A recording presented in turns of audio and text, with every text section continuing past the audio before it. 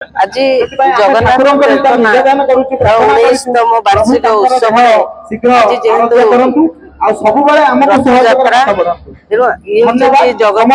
जगन्नाथ उपस्थित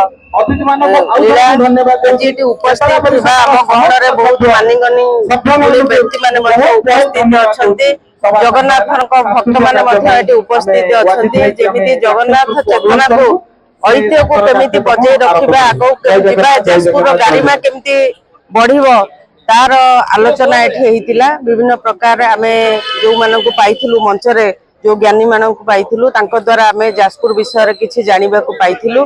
तेणु आज ए जो रथ यात्रा रे जाजपुरवासी की मु मोर शुभेच्छा अभिनंदन जनाऊँगी। भक्त मानक जे जगन्नाथंकर भक्त से आज से बहु संख्यार उपस्थित अच्छा। तेणु समस्त को जाजपुरवासी एटी उपस्थित हुआ समस्त भक्त मानक रथ यात्रा उपलक्षे समस्त को मु हार्दिक शुभेच्छा अभिनंदन। आज जाजपुर श्री जगन्नाथ चेतना परिषद पक्षरु जाजपुर जगन्नाथ मंदिर परिसर रे एक भव्य कार्यक्रम अनुष्ठित होईछि।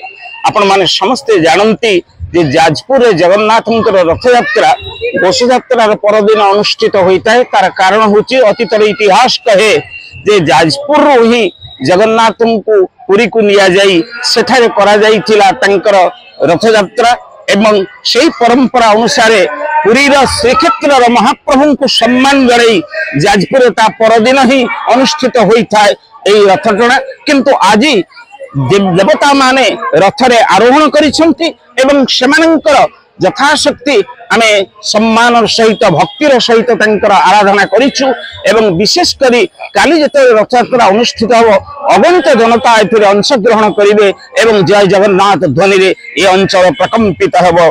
ओडिशा केवल नुहे भारत नुहे समग्र विश्व रे जगन्नाथ संस्कृति तार काया अधिकतर विस्तार करू अंतत आमे एतिके आज पवित्र दिवस रे कामना करूछु।